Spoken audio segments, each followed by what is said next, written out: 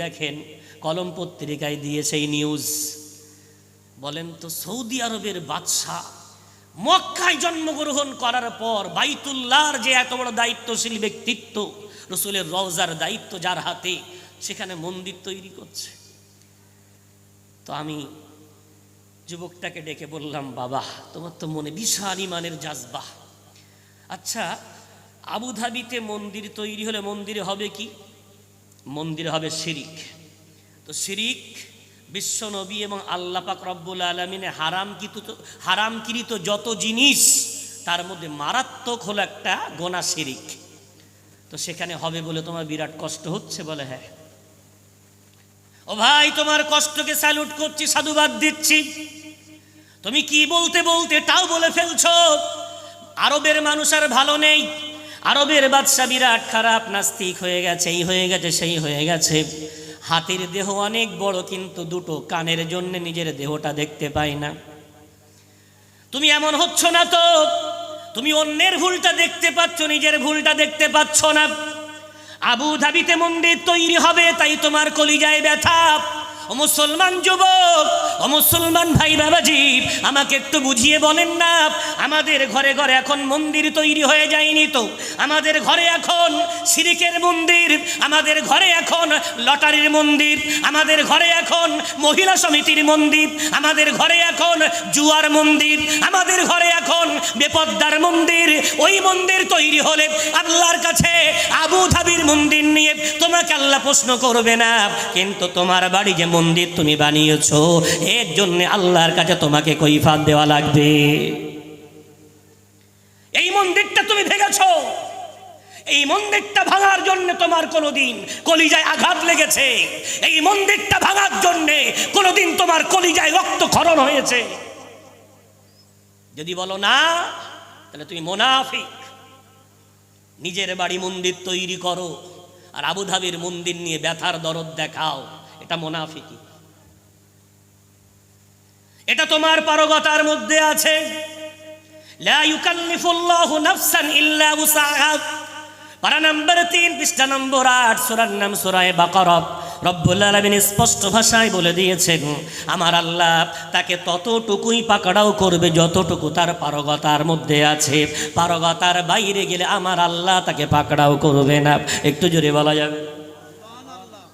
তাহলে পারগতার মধ্যে কোনটা? পারগতার মধ্যে আমার বাড়ির মন্দিরটাকে ভাঙি, আমার স্ত্রী যে বেপরদায় চলে আল্লাহর কোরআনুল কারীমের হুকুমের নাফরমানি করছে, এই কোরআনুল কারীমের হুকুমের নাফরমানি করা শিরিক যেমন গুনাহ, আল্লাহর কোরআনের হুকুমকে অমান্য করাও তেমন গুনাহ।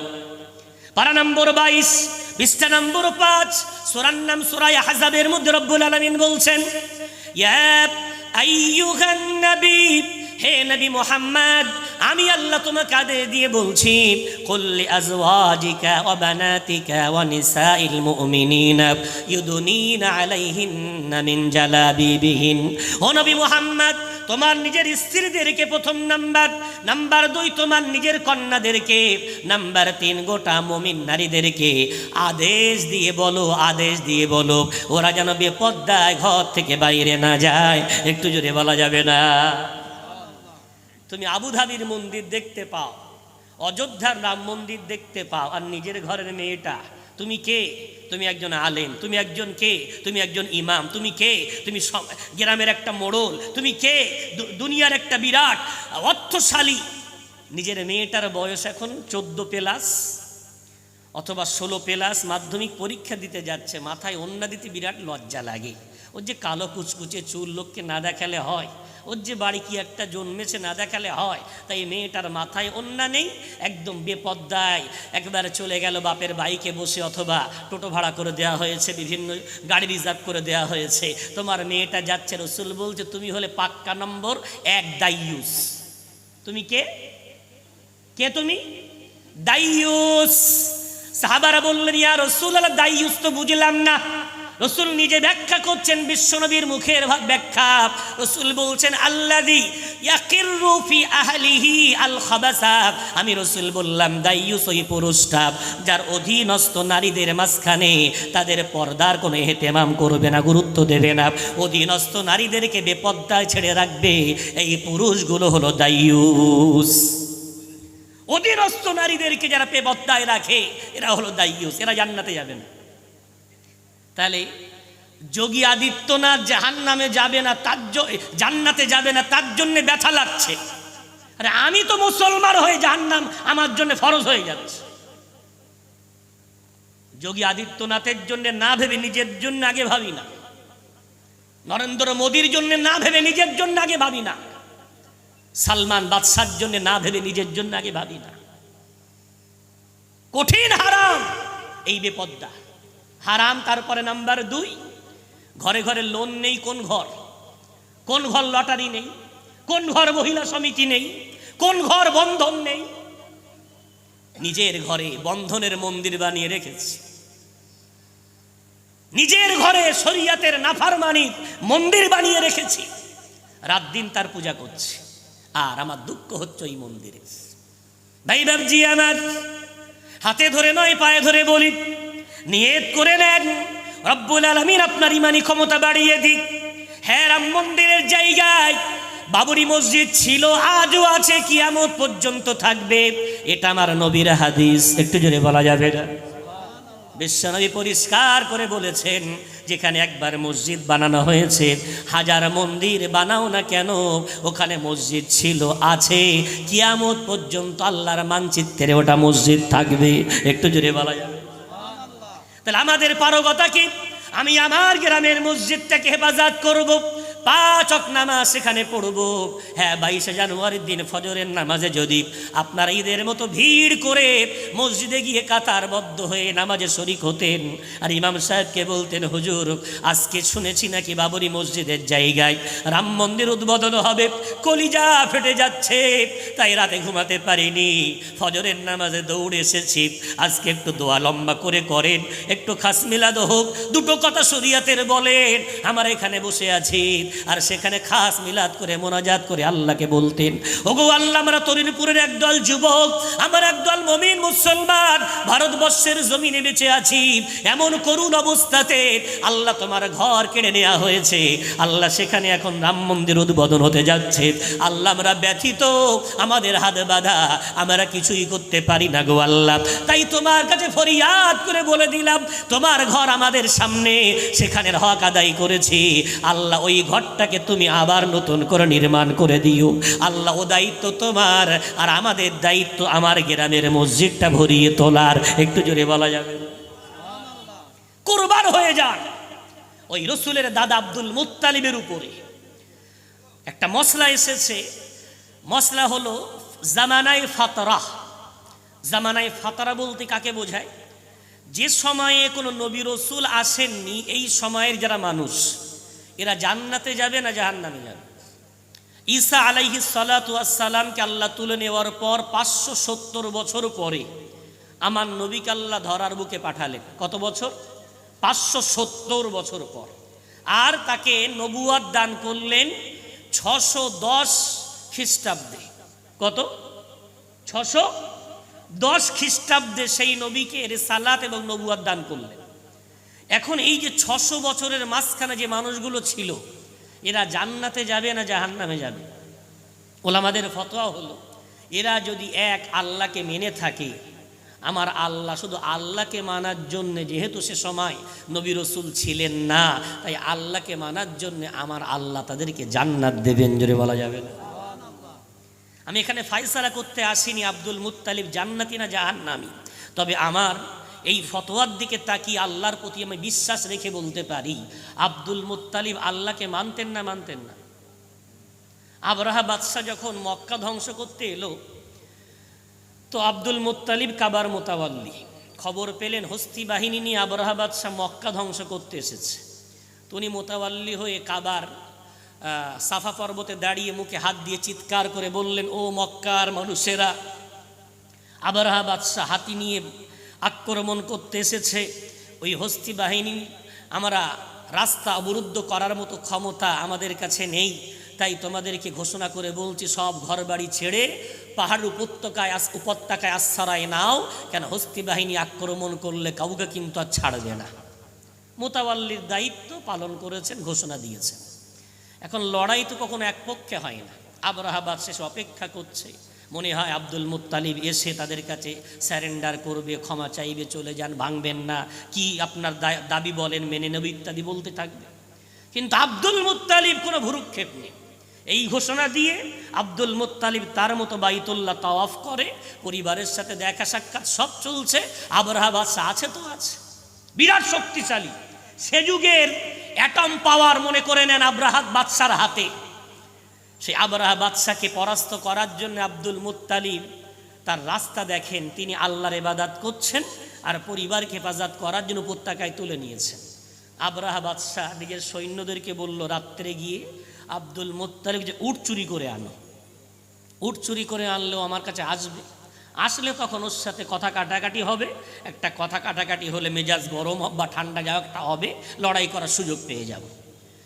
আব্দুল মুত্তালিবের উট চুরি করে আনা হলো। সকালবেলা আব্দুল মুত্তালিব আবরাহা বাদশার একেবারে টার্গেট অনুযায়ী ভোরবেলা এসে দরজায় খটখটাচ্ছে। আবরাহা বাদশাহ বলছে, এই তো আসছিলে না, যেবার চলে এলে। আবরাহা বাদশাহ সম্মান দিলেন, সৌজন্যতা দেখালেন, দেখিয়ে আব্দুল মুত্তালিবকে পাশে বসালেন, বসিয়ে বলছে, কেন এসেছো? তা আব্দুল মুত্তালিব তো বলবে যে কাবা ধ্বংস করতে তোমরা এসছো, কেন এসছো, ফিরে যাও। ও সব কোনো কথা না। আব্দুল মুত্তালিব একদম শটান বলছে, আমার উটগুলো তোমার সৈন্যরা ধরে এনেছে, উটগুলো দিয়ে দাও, আমি চলে যাব, আর না দিলে কিন্তু কাজটা বিরাট খারাপ হবে। আবরাহা বাদশাহ বলেছিল, ওরে স্বার্থপর আব্দুল মুত্তালিব, নিজের ছাড়া যে বোঝে না তাকে কি করে কাবার মানুষ ওই মক্কার মোতাওয়াল্লি বানিয়ে দিয়েছে, আমার তো বুঝে আসে না। স্বার্থপর বলে গালি দিয়েছিল। আব্দুল মুত্তালিব বসে থাকা ব্যক্তিটি তৎক্ষণাৎ দাঁড়িয়ে গিয়ে বলেছিলেন, আবরাহা আমাকে স্বার্থপর বলে গালি দিলে কেন? বলে, গালি দেব না, উট আনার পরে তুমি উট ছাড়াতে এলে, অথচ মক্কা ভাঙতে এসেছি, মক্কা নিয়ে একটা কথাও তুমি ব্যয় করলে না, একটা কথাও তুমি বলতে গেলে না। ওই সময় আব্দুল মুত্তালিব ঐতিহাসিক একটি কথা বলেছিলেন, ওরে আবরাহা কান খুলে শুনে নে, আমি উটের মালিক, উটগুলোর সংরক্ষণ করার দায়িত্ব আমি আব্দুল মুত্তালিব আমার, আর কাবার মালিক আমার আল্লাহ, ওটা হেফাজত করার দায়িত্ব আমার আল্লাহর। জোরে বলা যাবে না? ওরে আমার তরুণীপুরের যুবকেরা, ও আমার ভাই বাবাজিরা, মসজিদে যদি ওই 22 জানুয়ারি আমরা এমন কাতারবদ্ধ হয়ে হাত তুলে আল্লাহকে বলতাম, ওগো আল্লাহ, তোমার নবীর দাদা যান যে রাস্তা অবলম্বন করেছিলেন, আমরা সেই রাস্তা অবলম্বন করে নিলাম। ও আল্লাহ, আমরা আমাদের তরুণীপুর জামে মসজিদের দায়িত্বশীল, এটা হেফাজত করার দায়িত্ব আল্লাহ আমাদের, তাই ফজরের নামাজে সবাই হাজিরা দিয়েছি।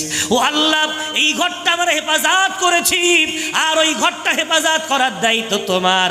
ও আল্লাহ, বেঁচে থাকলে দেখে যেতে দিও যে রাম মন্দিরের জায়গায় আবার বাবরি মসজিদ নির্মাণ হয়েছে, আর যদি বেঁচে না থাকি আমার পুরো জন্ম যেন ওখানে মসজিদ দেখে যেতে পারে। একটু জোরে বলা যাবে? এই দোয়াটা যদি মসজিদে মসজিদে হতো, আমি তখন বলতাম, হ্যাঁ সত্যি আমাদের হৃদয়ের মধ্যে ঈমান আছে, আর সত্যি ইসলামের প্রতি ভক্তি ভালোবাসা আছে। কিন্তু আমরা তা করিনি। হ্যাঁ, 22 জানুয়ারি পিকনিকের টিম যাচ্ছে ঘন ঘন, ওরে বাবা, কোমর দোলানোর তোড় কি? জীবনে খেয়ে থাকে না, খেতে যাচ্ছে, দেখাতে হবে না? জানুয়ারি মাস বলে কথা, জানুয়ার না সাজলে মানায়? তো জানুয়ারি মাসের সাথে জানুয়ারের একদল টিম বার হয়। আহারে, এদিকে তোমার মসজিদ ধ্বংস হচ্ছে, ওদিকে ফিলিস্তিনবাসী কাতারাচ্ছে, খাওয়া নেই, পানি নেই, মসজিদ গুড়িয়ে দেওয়ার প্ল্যান চলছে, আর তুমি সেখানে পিকনিকের টিম বার করছো আর বলছো আমার দরদ। জ্ঞানব্যাপী মসজিদ সম্বন্ধে নিশ্চয়ই খবর পাচ্ছেন, গত 3 দিন ধরে কি বলে পূজা চলছে, আর বলা হয়েছে যে 24 ঘন্টা ওখানে পূজা চলবে। আরে পূজা করো, তোমাদের প্রতি আমাদের কোনো জাতিহিংসা নেই। আসলে এখানে তো আমাদেরকে একটা সূক্ষ্ম পরিকল্পনা করে আমাদের ফাঁসানো, পায়ে পা দিয়ে ঝগড়া বলে না, মাঝে মাঝে বলে না, হুজুর আমি কী করবো বলেন? তো আমি চাই না, কিন্তু আমরা পায়ে লোক পা দিয়ে ঝগড়া করতে চাচ্ছি। তো ভারতবর্ষ তো এখন এই পায়ে পা দিয়ে ঝগড়াটা পরিবেশ তৈরি হয়েছে। এর জন্য দায়ী অন্য কোনো কম না, আমরা আমরা আমরা। ফিরে আসেন, টার্গেট করতে চাচ্ছি কেন আমাদেরকে? এই না 26শে জানুয়ারি চলে গেল, কোন ক্লাব আছে? মুসলমান ক্লাবগুলোই, অন্য ক্লাবের কথা বাদ দেন, আমরা যারা মুসলমান গ্রামে বিভিন্ন ক্লাব বানিয়ে রেখেছে। 26শে জানুয়ারি কিন্তু পতাকা উত্তোলন করা হয়েছে, স্কুলগুলোতে পতাকা উত্তোলন হয়েছে, যেখানে মুসলমান সংখ্যা গরিষ্ঠ। 100-র মধ্যে 60 জন মুসলমান বাচ্চা, 70 জন মুসলমান বাচ্চা, সেখানে পতাকা উত্তোলন হয়েছে। বিভিন্ন ধর্মস্থানে, বিভিন্ন প্রতিষ্ঠানে পতাকা উত্তোলন হয়েছে। আমার প্রশ্ন হলো, রে মুসলমান, অন্য ধর্মের কথা আমি বাদ দিলাম, কেন অন্য ধর্ম নিয়ে আমি এখানে আলোচনা করতে আসিনি? ইসলামও তাদের উপরে আক্রমণ করতে নিষেধ করেছে। আমি আমার জাত কতটা অবুঝ হয়ে জীবনযাপন করে, তাই তাদেরকে একটু আমি আমার জ্ঞান অনুযায়ী, আমার বুদ্ধি অনুযায়ী একটু সতর্ক করতে চাইছি। 26 জানুয়ারি পতাকা উত্তোলন করলে কেন একটু বলো, কেন পতাকা তোলো একটু বলো? আমি চ্যালেঞ্জ করি, তো আমার মুসলমান সম্প্রদায়ের মধ্যে 100-র মধ্যে 90 জন মানুষ জানে না। বলে 26শে জানুয়ারি পতাকা তুলতে হয়, ওই মিষ্টি বন্টন করতে হয়, নেতাজির গলায় মালা দিতে হয়, আর আবুল কালাম আজাদের গলায় একটু ফুলের মালা দিয়ে একটু কেক কেটে ইত্যাদি করে 26 জানুয়ারি পালন হচ্ছে। আহারে, আমরা নিজেরাই এতটা অবুঝ, আর আমাদেরকে যদি পৃথিবীতে বা কোণঠাসা করা হয়, তো এর জন্য কোনো আক্ষেপ করার দরকার নেই। 26শে জানুয়ারি একটা ঐতিহাসিক দিন। ভারত স্বাধীন হয়েছিল 1947 সাল 15ই আগস্ট। জানেন, স্বাধীন হওয়ার সাথে সাথেই পাকিস্তান ভাগ হয়ে গেল, বৃহৎ মুসলমান দেশ ভাগ করে নিল। কিন্তু সে যুগের বড় বড় ওলামা, তাদের মধ্যে একেবারে সর্বশীর্ষে যিনি ছিলেন মাওলানা আবুল কালাম আজাদ রাহিমাহুল্লাহ, উনি এবং সেই সাথে বড় বড় ওলামারা বললেন, এ ভারতবর্ষে আমাদের বাপদাদারা আছে, আমরা এখানেই থাকতে চাই, পাকিস্তানে যাব না। সুবহানাল্লাহ বলবেন। ঠিক ওই সময় সংখ্যা গরিষ্ঠ ছিল হিন্দুরা, কিন্তু আবুল কালাম আজাদের সঙ্গে এত তাদের, জওহরলাল নেহরুর বলেন, মহাত্মা গান্ধীর বলেন, এত ঘনিষ্ঠ তাদের মধ্যে মহাব্বত ছিল, এত হৃদ্যতা তাদের মধ্যে ছিল। এই মহাত্মা লাকাবটাই তো আবুল কালাম আজাদ দিয়েছিলেন, একটু জোরে বলা যাবে। এই যে গান্ধীজি, তো এত মহাব্বত তাদের সাথে ছিল। আবুল কালাম আজাদ, তারা যখন মুসলমানেরা ঘোষণা দিলেন ভারতবর্ষেই থাকবে, তো হিন্দুরা সংখ্যা গরিষ্ঠ হওয়ার পরেও তারা তখন বলল, তাহলে কিভাবে এতগুলো ধর্মের মানুষ এক জায়গায় থাকবে, কি করে থাকা যায়? আমরা কি হিন্দু রাষ্ট্র বানাবো? তো বলল, না, হিন্দু রাষ্ট্র বানানো হবে না। কি হবে? এখানে যদি মুসলমান থাকে, তো কিছু শিখ আছে, কিছু জৈন আছে, কিছু বুদ্ধিস্ট আছে, কিছু অন্য ধর্মাবলম্বী ইহুদি খ্রিস্টানরাও আছে। তাহলে কি হবে? একটা সংবিধান রচনা করা হবে, যে সংবিধান অধিকার দেবে সব ধর্মের মানুষ যেন ভারতবর্ষের বুকে তার ধর্ম নিয়ে শান্তিতে থাকতে পারে। একটু জোরে বলা যাবে না? এই দায়িত্ব নেবে কে? হ্যাঁ, সেই হিন্দু সম্প্রদায়ের নিচু জাত থেকে উঠে আসা ডাক্তার ভীমরাও আম্বেদকর, তাকে দায়িত্ব দেওয়া হলো। 35 জন ওলামাকে সঙ্গে নিলেন, প্রায় 50-এর অধিক হিন্দু ভাইদের সঙ্গে নিলেন, সঙ্গে আরও কিছু মানুষকে সঙ্গে নিয়ে সব ধর্মের মানুষকে নিয়ে একটা সংবিধান রচনা করা হলো। সংবিধান রচনা করতে সময় লাগলো 2.5 বছর। 1950 সাল 26শে জানুয়ারি ওই দিন সংবিধান রচনা করে বুঝিয়ে দেওয়া হলো, ওরে ভারতের নাগরিক শুনে নাও, তুমি একজন সাধারণ রিক্সা চালক হতে পারো, তুমি একজন কৃষক হতে পারো, তুমি একজন খেটে মজদুর হতে পারো, আবার ভারতের প্রধানমন্ত্রী হতে পারো। দুজনার মান এই সংবিধান অনুযায়ী সমান সমান, এর নাম হলো ভারত। একটু জোরে বলা যাবে? এই সংবিধানের আওতায় একজন সাধারণ মানুষের যেমন মান, যতটা সম্মান, যেমন ভোট দেওয়ার অধিকার, ঠিক তেমন একটা বড় অফিসারের তেমন অধিকার এই সংবিধান সেই মানটা দিয়েছিল।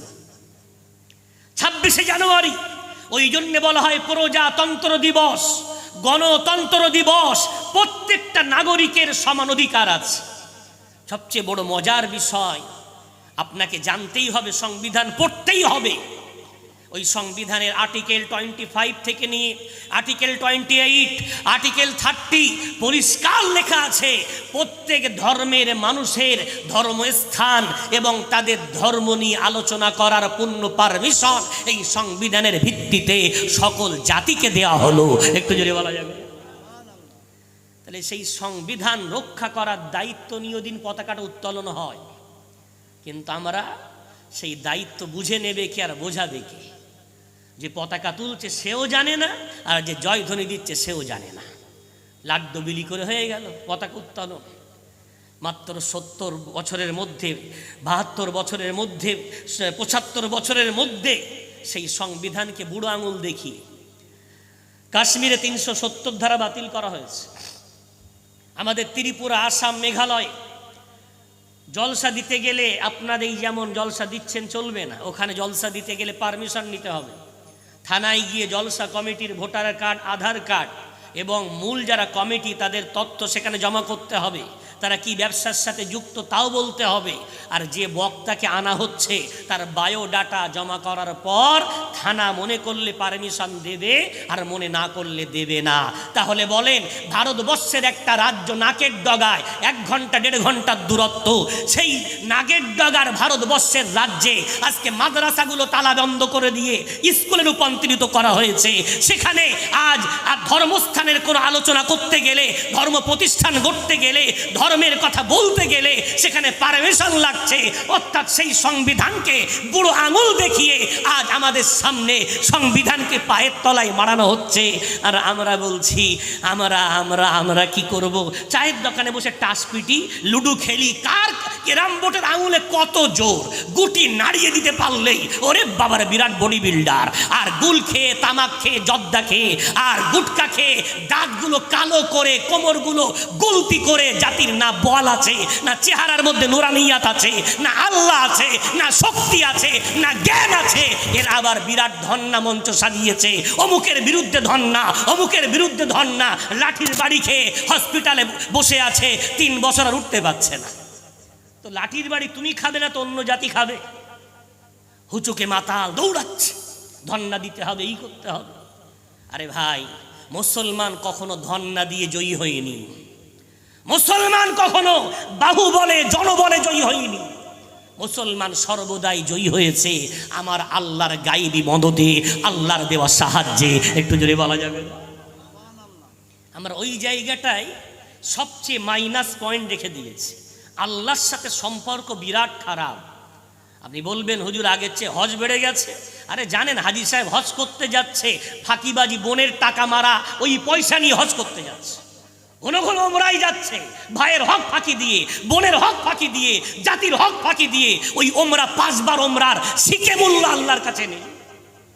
হজ বেড়ে গেছে, ওমরা বেড়ে গেছে, মাদ্রাসা বেড়ে গেছে, খানকা বেড়ে গেছে, জলসা বেড়ে গেছে, বাড়ুক। লাভটা হচ্ছে কি? লাভটা এই যে ধোকার পয়সা হয়, এই নাফরমানির অর্থ হয়, আল্লাহকে কষ্ট দেওয়া অর্থ হয়। কখনো তো আমরা সফল হতে পারবো না। আজ আল্লাহর সাথে সম্পর্ক আমাদের বিরাট খারাপ। বাপের আছে তো মায়ের নেই, মায়ের আছে তো বাপের নেই, ভাইয়ের আছে তো বোনের নেই, বোনের আছে তো ভাইয়ের নেই। এই তো আমাদের পরিবার।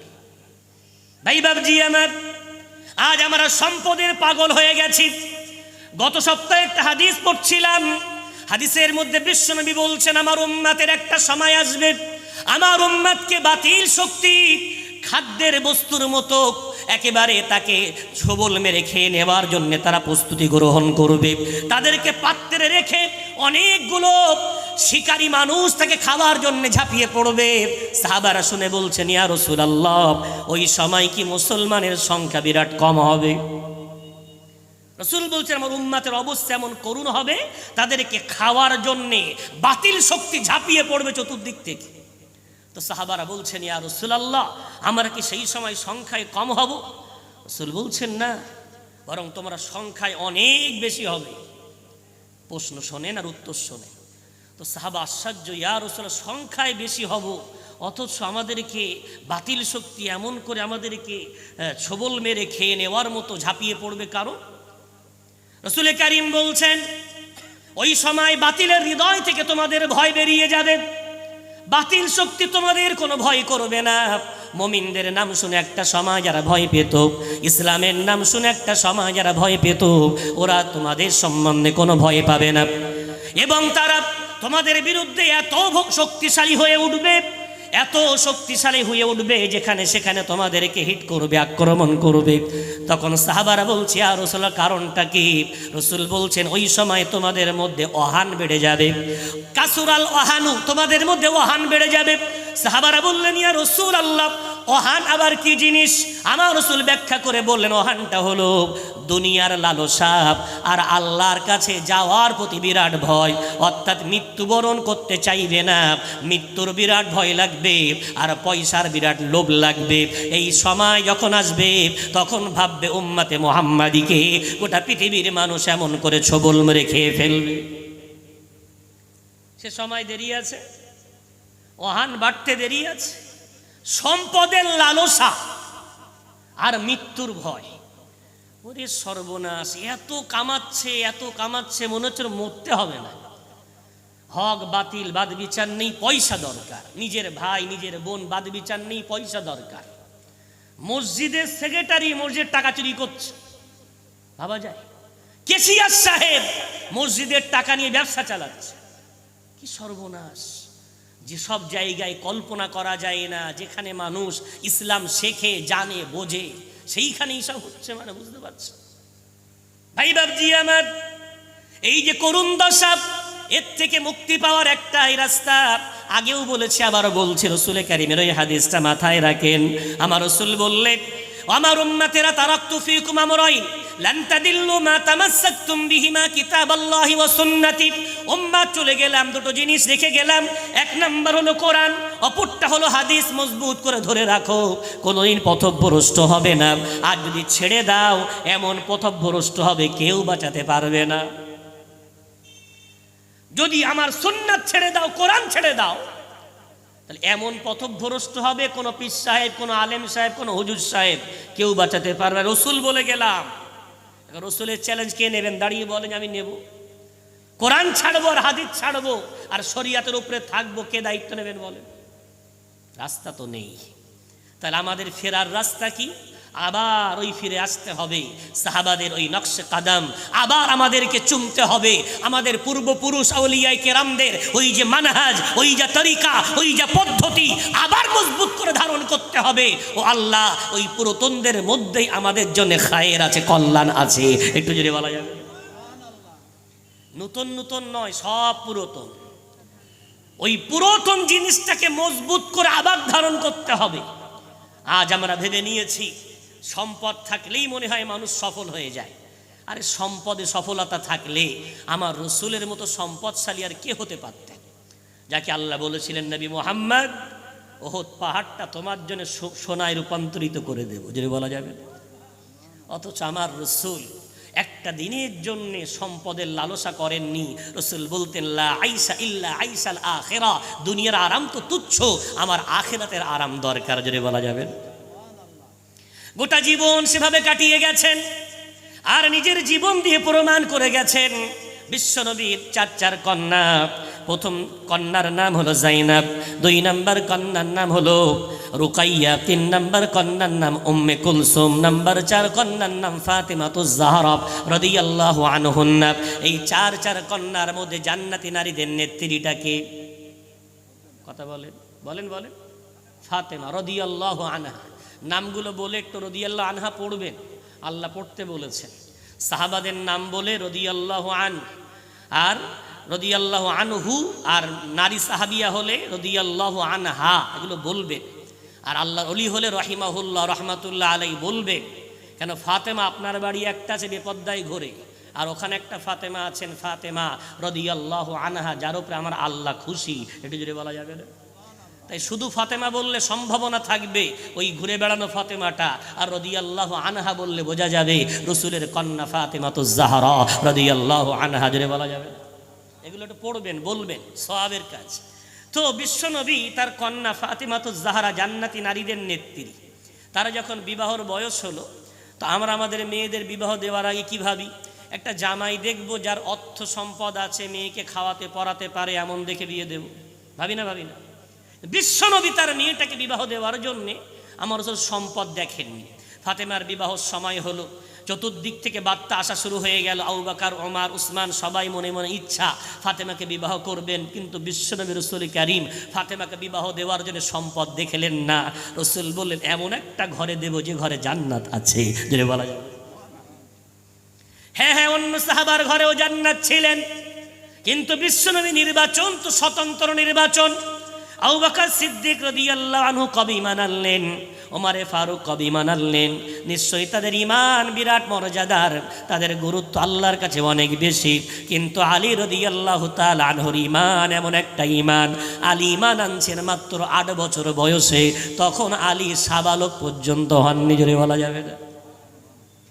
রাসূল নির্বাচন দেখেন, আলী রাদিয়াল্লাহু আনহু নির্বাচন করছেন, আসাদুল্লাহিল গালিব।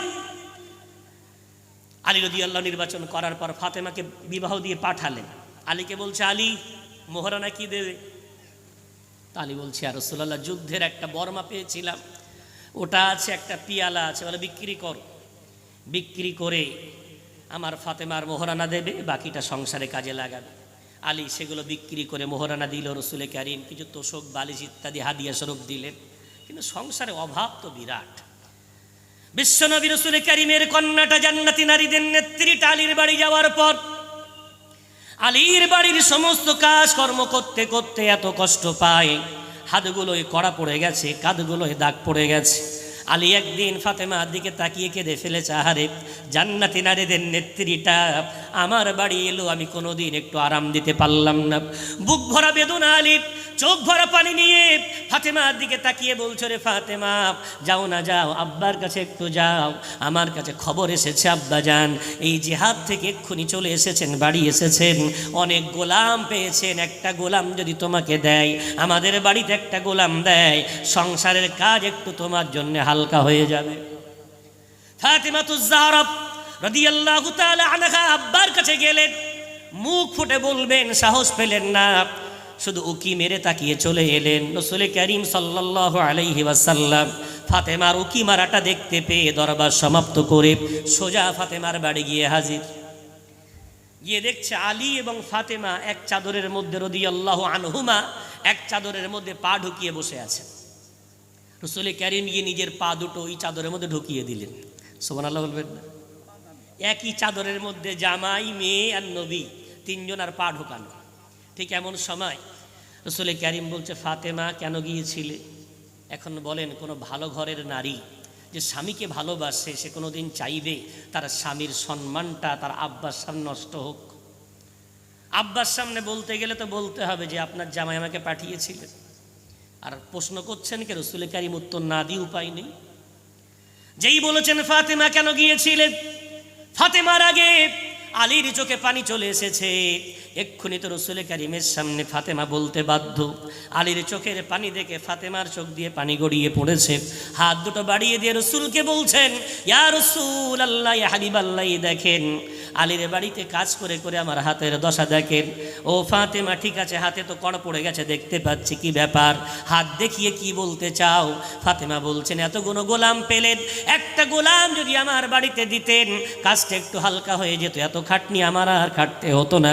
রাসূল কারীম বললেন, ফাতেমা, আমি তোমার আব্বা, তোমাকে গোলামের চেয়ে দামি জিনিস, মূল্যবান জিনিস আমি রাসূলকে তোমাকে দিয়ে যাব না, জোরে বলা যাবে না। গোলাম দেব না, গোলামের চেয়ে দামি জিনিস দেব না। তো আমাদের ঘরের মেয়েরা হলে মনে করতো, গোলাম চেয়েছি মানে আমার আব্বা হয়তো আমাকে 5-7 লাখ টাকা দেবে। আমার রাসূল কি দিলেন?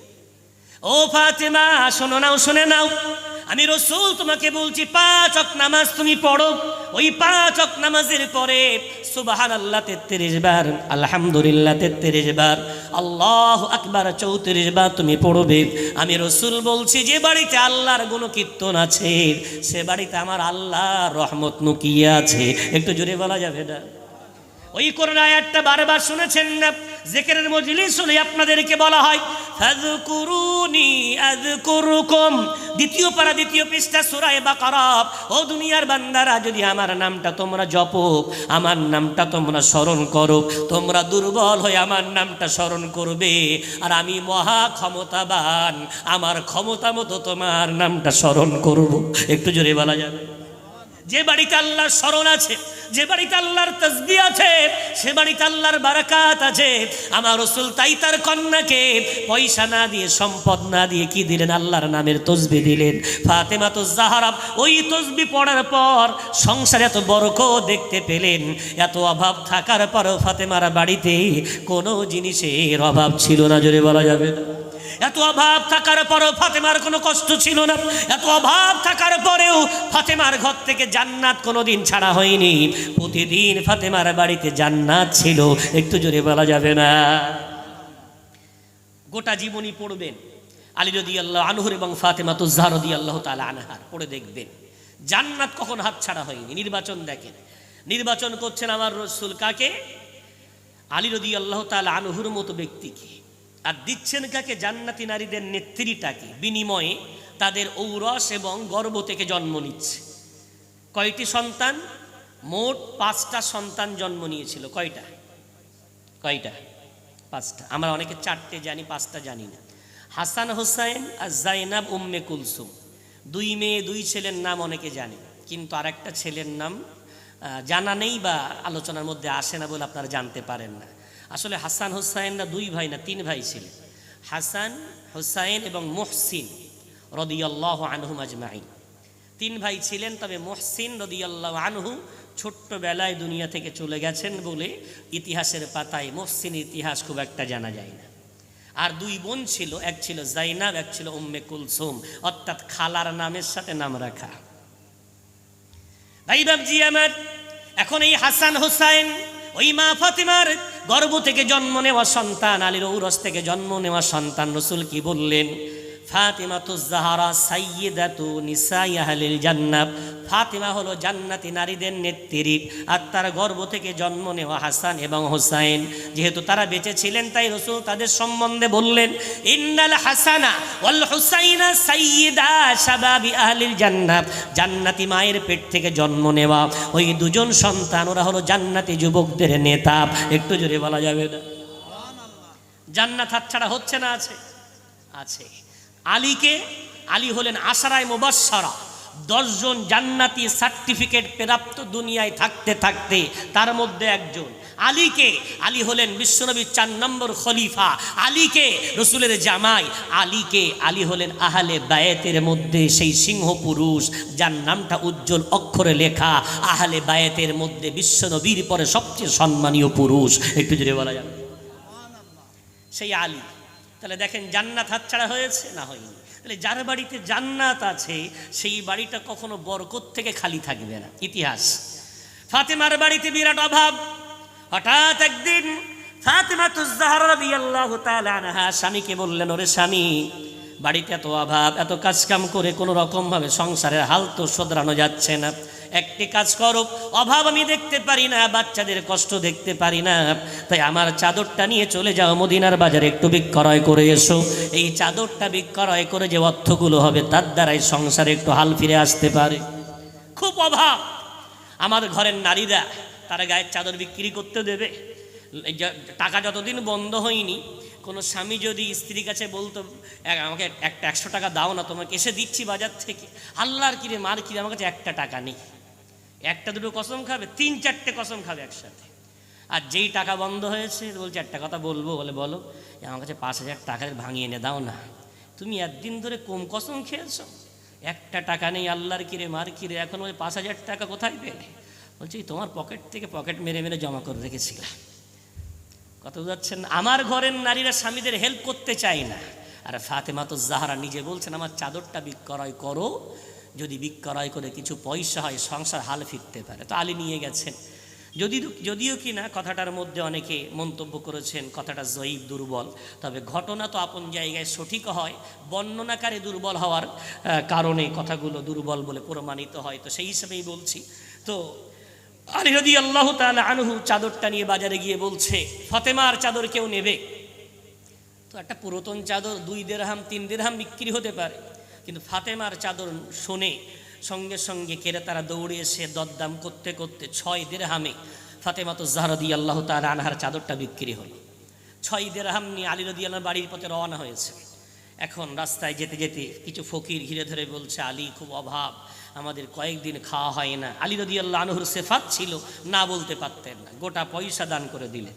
এখন বাড়ির দিকে যাচ্ছে আর মনের মধ্যে জ্বালা জ্বালা করে উঠছে, সংসারে যে অভাব সেই অভাব। এলাম তো হাতে চাদর নিয়ে, বাড়ি যাচ্ছিলাম পয়সা নিয়ে, কিন্তু এখন তো শূন্য হাত। কিন্তু আলীর দৃঢ় বিশ্বাস, জান্নাতি নারীদের নেত্রী, এই দানের কথা শুনে কোনোদিন খারাপ মন্তব্য করবে না, আমাকে কোনো কটু কথা বলবে না।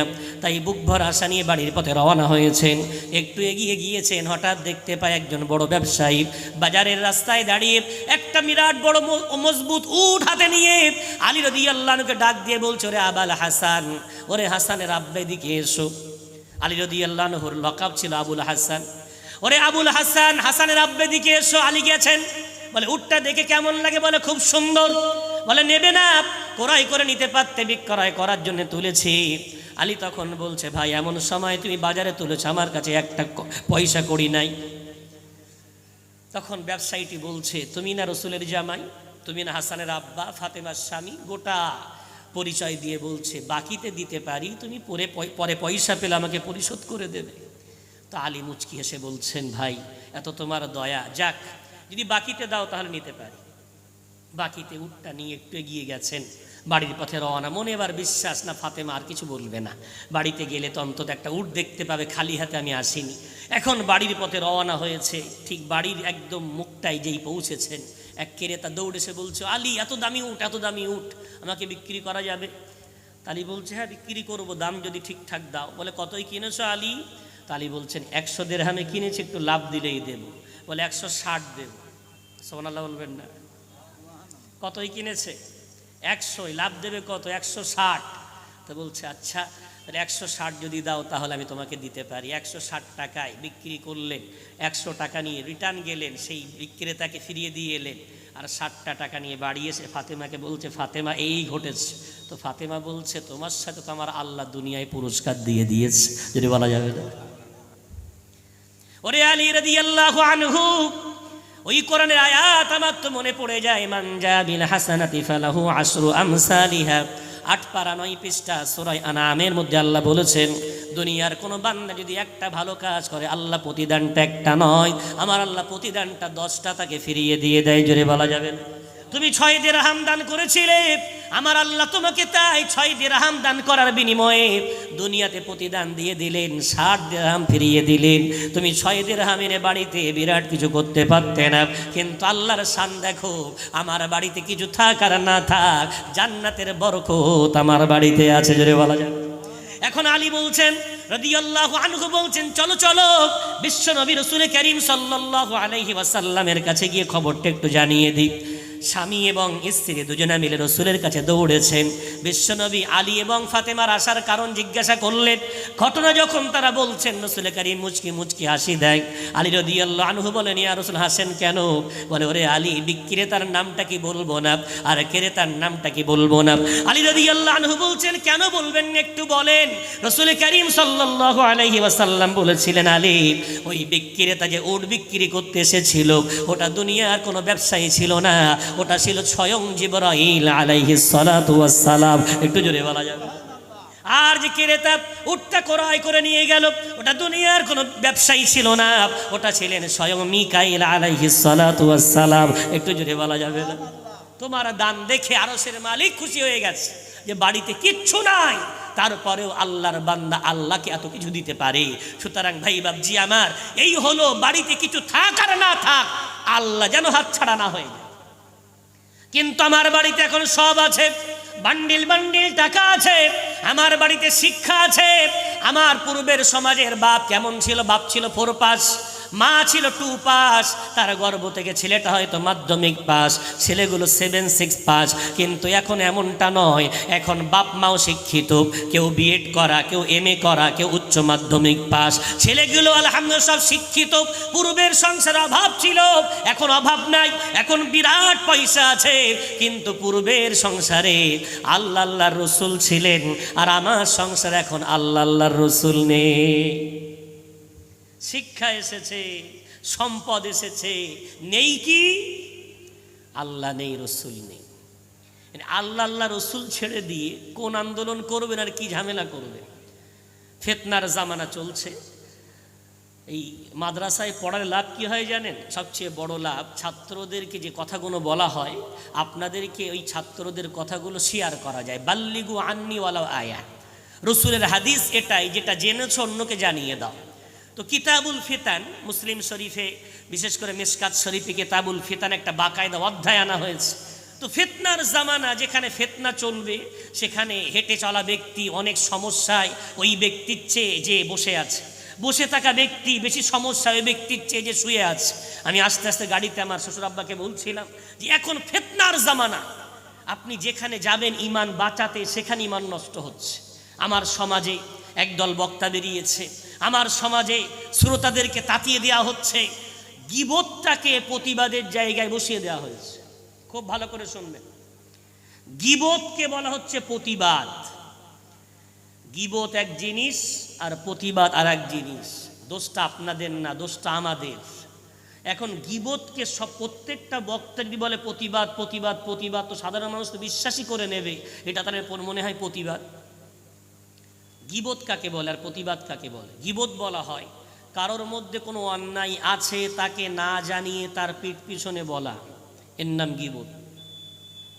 আবার একবার বলছি, গীবত তার নাম, কারোর মধ্যে অন্যায় আছে তাকে না জানিয়ে তার পিঠ পিছনে বলা, এটার নাম গীবত। আর প্রতিবাদ, প্রতিবাদ হলো অন্যায় যখন আম হবে নাম বলার প্রয়োজন নেই, সরাসরি সেই অন্যায়ের বিরুদ্ধে হলো প্রতিবাদ। রাসূল বলেছেন মান রাআ মিনকুম মুনকারান, শরিয়ত বিরোধী কোনো কর্মকাণ্ড দেখতে পেলে তুমি ভেবে নেবে তুমি কোন ক্যাটাগরি। হাত দিয়ে বাধা দেওয়ার হলে হাত দিয়ে দেবে, মুখ দিয়ে বলার হলে মুখ দিয়ে বলবে, অন্যথায় অন্তর দিয়ে ঘৃণা করবে। এটা আম। নামাজ ছাড়ার অপরাধ, সুদ খাওয়ার অপরাধ, শিরক করার অপরাধ, আল্লাহ ভোলার অপরাধ, নাম না বলে যারা করছে সব বুঝে যাবে যে সত্যি আমরা বিরাট অপরাধী। এর নাম প্রতিবাদ। আর কারোর মধ্যে কোনো অন্যায় আছে আর সরাসরি তাকে হিট করে তাকে না জানিয়ে তার বিরুদ্ধে বলার নাম হলো গীবত। এই গীবত এত ভয়াবহ, এটা শরীয়তে এমন কঠিন হারাম, এটা যে করে যে শোনে উভয়কে রাসূল কারীম অভিশাপ দিয়েছেন। রব্বুল আলামিন তার বিরুদ্ধে হুঙ্কার শুনিয়েছেন। 26 পারা 16 পৃষ্ঠা সূরা হুজুরাত আল্লাহ বলেছেন ওয়ালা ইয়াগতাব বা'দুকুম বা'দা আইয়ুহিব্বু আহাদুকুম আইয়াকুলা লাহমা আখিহি মাইতান ফাকারিহতুম। তোমাদের মধ্যে কেউ কি চায় নিজের মৃত ভাইয়ের গোশত খেতে? যদি মনে করো নিজের মৃত ভাইয়ের গোশত খাবে তাহলে গীবত করো, আর যদি মনে করো না নিজের ভাইয়ের গোশত তুমি খাবে না তাহলে খবরদার গীবত কোনোদিন তুমি করো না। বিশ্বনবীর সহিহ হাদিস আল গীবাতু আশাদ্দু মিনাজ জিনা, গীবত করা জিনার চেয়ে জঘন্যতম অপরাধ। কোন বক্তা যদি শোনেন জিনা করে আপনার স্টেজে উঠেছে, কোনোদিন সেই বক্তাকে মঞ্চে উঠতে দেবেন না। কেন? জিনাকারী বক্তাকে মঞ্চে তুললে কোনো বরকত পাওয়া যায় না। তাহলে জিনাকারী বক্তা যদি স্টেজে না তুলতে দেওয়া যায় তাহলে গীবতকারী জিনার চেয়ে জঘন্যতম। সেই বক্তাকে দিয়ে আলোচনা করিয়ে সমাজের উন্নতি হবে এটা কোনোদিন কল্পনা করা যায় না। কি হচ্ছে? রাসূলের একটি হাদিস আপনাদেরকে শোনায়। বিশ্বনবীর সাথে আবু বকর ওমর রাদিয়াল্লাহু আনহুমা আছেন, কোন এক সফরে চলেছেন। রাসূল কারীম সাল্লাল্লাহু আলাইহি ওয়াসাল্লাম ঘোষণা দিয়ে বললেন আজকের এই সফরে যেখানেই তাঁবু ফেলা হবে সেখানে একটু বিশ্রাম, খাওয়া দাওয়া আপন আপন দায়িত্বে খাওয়া দাওয়া করে নিও। একসাথে কিন্তু খাওয়া দাওয়া করতে গেলে অনেক সমস্যা হবে। এখন প্রত্যেকের তাঁবুর সাথী ভাগ করে নেওয়া হয়েছে এবং কারা রান্না বাড়া করবে তাও ভাগ করে নেওয়া হয়েছে। আবু বকর ওমর রাদিয়াল্লাহু আনহুমার সঙ্গে একজন গোলাম নিয়েছেন তাদের তাঁবুতে রান্না করার জন্য। চলতে চলতে রাসূল কারীম সাল্লাল্লাহু আলাইহি ওয়াসাল্লাম বলছেন এখানেই তাঁবু ফেলে একটু বিশ্রাম হবে। আবু বকর ওমর রাদিয়াল্লাহু আনহু তাঁবু ফেলেছেন, সাহাবারা তাঁবু ফেলেছেন, সব তাঁবুতে রান্না বাড়া হচ্ছে, বিশ্রাম চলছে। এখন যারা খাদেম তারা রান্নার কাজ করবে আর যারা মনিব তারা একটু বিশ্রাম করবে, এটাই স্বাভাবিক। তাকে আনা হয়েছে তো খেদমত করার জন্যে। কিন্তু আবু বকর ওমর রাদিয়াল্লাহু আনহুমার যে গোলাম বা খাদেম সে বেচারা ক্লান্ত এত বেশি, সে কখন ঘুমিয়ে পড়েছে কাজকাম না করে রান্না না চাপিয়ে। সাহাবাদয় উঠে দেখছেন খাদেমটা ঘুমাচ্ছে নাক ডাকিয়ে, শুধু এতটুকু কথা বলেছে, দেখো ঘুম দেখে মনে হচ্ছে লাশ সাহেব বাড়ি আরামের সাথে ঘুমাচ্ছে। এই কথাটা শুনে ঘুম দেখে দেখো ওর মনে হচ্ছে বাড়িতে লাশ সাহেব আরামের সাথে ঘুমাচ্ছে, রান্না বাড়ার কোনো ফিকির ওর মধ্যে নাই। আহারে, বেচারা ঘুমাচ্ছেন, তার পিছনে বলে ফেলেছেন আবু বকর ওমর রাদিয়াল্লাহু আনহুমা। হঠাৎ রাসূল কারীম ঘোষণা দিয়েছেন, চলো এখান থেকে আর দেরি করা যাবে না, তাবু তোলো, সফর শুরু হবে। কারণ আবু বকর ওমরের তো খাওয়া হয়নি, তাবুতে রান্না হয়নি। এক সাথীকে বলে, দৌড়ে একটু যাও না, বিশ্বনবীর দরবার থেকে গিয়ে তাবু থেকে একটু খাদ্য ধার করে আনো, আমরা পরের বার যেখানে রান্না হবে আমরা রান্নাটা করে দেব, ওই ধারটা চুকিয়ে দেব। সাহাবা গিয়ে রসুল কারীমকে সালাম দিয়ে বলছে, আর রাসূলুল্লাহ একটু খাদ্য দেবেন, আপনার দুই সাহাবী খেতে পায়নি, রান্না হয়নি তার তাবুতে। রসুল বলছে, কি বললে? গিয়ে বলে দাও আবু বকর ওমর খাদ্য খেয়েছে, ওদের দাঁতে গোশের অংশ আটকে আছে। আবু বকর ওমর রাদিয়াল্লাহু আনহুমা শোনা মাত্রই চমকে গেছেন। সাথীকে বলছে, কই, আমরা তো গোশ খাইনি। বলে, না, বিশ্বনবী বলেছেন। দুজন দৌড়ে বিশ্বনবীর কাছে গেলেন, গিয়ে বললেন, ইয়া রাসূলুল্লাহ, আমরা তো আপনার তাবুতে কোনো খাদ্য চুরি করে নিয়ে যাইনি। সাহাবাদের কথা শুনে রসুল বলছেন, আমি তো সে কথাও বলিনি। ইয়া রাসূলুল্লাহ, আপনি তো বলেছেন আমরা খাদ্য খেয়েছি, দাঁতে জড়িয়ে আছে। রসুল বলছেন, আবু বকর ওমর, আমি তোমাদেরকে বলতে চেয়েছি, তোমরা আমার তাবু থেকে খাদ্য চুরি করুনি, কিন্তু নিজের তাবুতে বসে তোমরা কি তোমার ওই ভাইয়ের বিরুদ্ধে গীবত করুনি? ওই যে ভাইটা ঘুমাচ্ছিল, ওর পিছনে তুমি কি এই কথা বলুনি? আবু বকর ওমর তৎক্ষণাৎ ঝরঝর করে কেঁদে দিলেন, বিশ্বনবীর কাছে হাত জোড় করে তওবা করলেন, আর বললেন, ইয়া রাসূলুল্লাহ, আজ থেকে কথা দিচ্ছি, মানুষের পিঠ পিছনে কোনো জবান দিয়ে কোনো কথা বলবো না। একটু জোরে বলা যাবে না? মানুষের পিঠ পিছনে কোনো কথা আজ থেকে আর বলবো না। ভাই বাবজি, গীবত আর প্রতিবাদ, আমার যুবকদেরকে গীবতের জায়গায় প্রতিবাদ লাগিয়ে দিয়ে বিরাট প্রতিবাদ সবাই নিয়ে যাওয়া হবে। কিসের প্রতিবাদ? না, সেলসেলা এবং তবলিগদের মাঝখানে প্রতিবাদ হবে, সালাম কিয়াম কারা করে কারা করে না, আখিরি জোহর কারা পড়ে কারা পড়ে না, আজানের পরে কারা হাত তোলে না, এই নিয়ে বিরাট প্রতিবাদ সভা। এখন তবলিগি ভাইয়েরা তাদের মঞ্চ সাজিয়ে তাদের শ্রোতা নিয়ে এসছে, আর আমাদের যারা সেলসেলার আমাদেরকে নিয়ে একটা মঞ্চ সাজিয়েছে।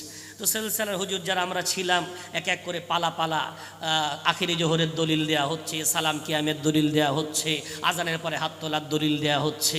এখন দলিল দেয়া হচ্ছে আর বিরাট জিন্দাবাদ, নারায়ে তাকবীর, আল্লাহু আকবার পড়ছে। এখন আমারও 10 মিনিট পালা। তো আমি আর ওই সব দলিল টলিল না দিয়ে সামনের দিকে তাকিয়ে দেখলাম যুবকদের হাতে 3 ফুটের সব লাঠি। তাই আমি বলছি, তোমার হাতে লাঠি কেন ভাই? তো বলছে, হুজুর আজকেই যে প্রমাণ হচ্ছে, ওই যে কটা মানে না, মাথা ফাটিয়ে তারপরে বাড়ি যাব। কি করে মাথা ফাটিয়ে বাড়ি যাব? তো আমি তখন দেখছি বিরাট কঠিন পরিবেশ। তাই বলছি, ভাই তোমার বয়স? বলে 26, তোমার 22, তোমার 24, এর 20, হাতে লাঠি। তোমার গ্রামে জুমা মসজিদ আছে? বলে, হ্যাঁ আছে। তো তোমার গ্রামে জুমা মসজিদে কটা জুমার নামাজ হয়? তা 4টে জুমার নামাজ হুজুর মাসে। তো মাসে 4টে জুমার নামাজ, তুমি কটায় যাও? তো যেই বলেছি কটায় যাও, তো বলছে, হুজুর মাঝে মাঝে একটাই যাই, আবার মাঝে মাঝে ছেড়ে যায়। কটা মোটামুটি সারা বছরে কটা করে যেতে পারো? একদম কন্টিনিউ হিসাব করে বলো। মাসে 2টো হয় হুজুর, টেনে 2টো একদম হয়। আচ্ছা, 2টো জুমার নামাজ পড়ো আর 2টো ছেড়ে দাও? বলে, হ্যাঁ হুজুর তাই। তাহলে জুমার নামাজ পড়া ফরজ, আর আখিরে জোহর পড়া ওয়াজিব, এই বক্তারা প্রমাণ করে দিয়েছে এক্ষুনি। এখন বলো, তুমি ফরজ পড়ো না, ওয়াজিব যে পড়ে না তার মাথায় লাঠির বাড়ি মারা জায়েজ? তো যুবকটা লাঠিটা আস্তে আস্তে নিচে রেখেছে।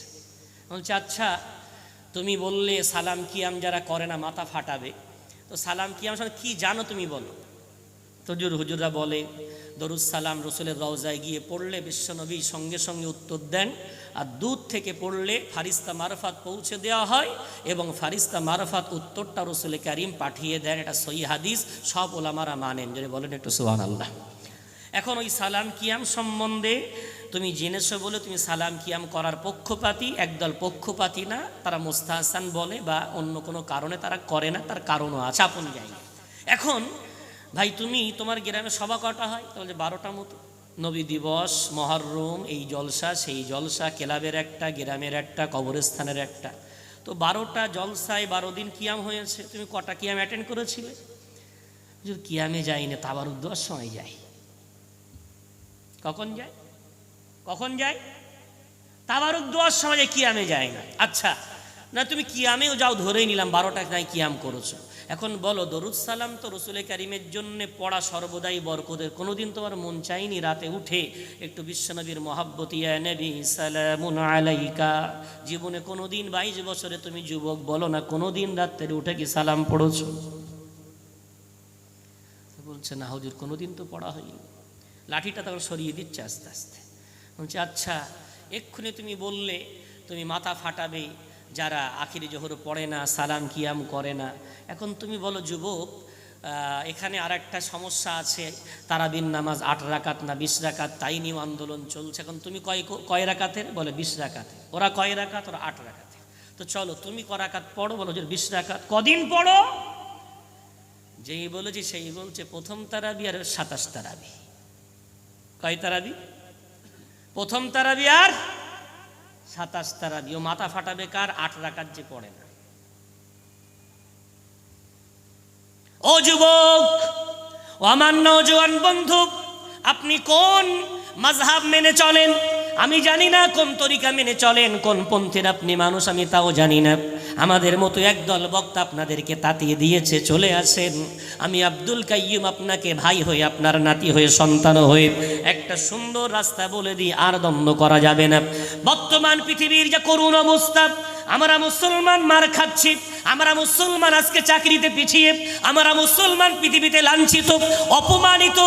এটা কিন্তু অপমান করার জন্য, পিছনে ফেলে দেবার জন্য এটা দেখা হয় না ওরা কোন পন্থী, কোন মাযহাব মানে, কোন দল করে। এসব কিছু না দেখে এটাই দেখে ও আল্লাহকে মানে, নবীকে মানে। এই আল্লাহর নবীকে মাননে বলা যারা, এরা হলো মুসলমান। এই নামটা যেই ওরা শোনে, ওরা আমাদেরকে পিছনে ঠেলে দেয়। তো আসেন না, ওরা যদি আজ বাতিল বিভিন্ন দেবদেবীকে মানার পর, বিভিন্ন রকমের দেবদেবীকে অর্চনা করার পর আমাদেরকে মিটিয়ে দেওয়ার জন্য এক প্ল্যাটফর্মে আসতে পারে। এক আল্লাহকে মানি, এক নবীকে মানি, এক কোরআনকে মানি যখন আসেন না, এই দ্বন্দ্বগুলো আমাদের মাদ্রাসার মধ্যে রেখে দেই, মতবিরোধগুলো আপন আপন খানকার মধ্যে রেখে দেই। অন্তত মঞ্চে আসলে আমরা এক হয়ে, আমার জাতি মুসলমান, আমরা মুমিন এক, এই বার্তা নিয়ে আমরা আবার ঐক্যতার বাঁধনে বেঁধে যাই। একটু জোরে বলা যাবে না? আসেন একটু বেঁধে যাই। কেন? ও ভাই নওজোয়ান যুবক, তুমি আখিরি জোহর পড়া নিয়ে দ্বন্দ্ব না করে, যে পড়ে না যে তুমি পড়ো, তুমি তো জুমার নামাজ বাদ দিচ্ছ, সিলসিলা বলে দাবি করো। আমার তো মনে হয় না ওই সিলসিলার শিখে মূল্য আছে। সিলসিলা মসজিদের আমি একজন ইমাম, আমার পিছনে বসে আছেন অনেক ইমাম গণেরা। ও ভাই বাবজি একটু বলেন না বুকে হাত দিয়ে, ওই আল্লাহ হুজুরের কেতাব তো পায়ের তলায় মারানো হচ্ছে। বিরাট বুক ভরা আশা, আল্লাহ হুজুরের কথাটার প্রতি বিরাট আস্থা। যার বাড়িতে আল্লাহ হুজুরের কেতাব আছে, তার বাড়িতে রুহুল আমিন শুয়ে আছেন, এই কথাটা শুনে বিরাট জিন্দাবাদ দেওয়ার লোক আছে।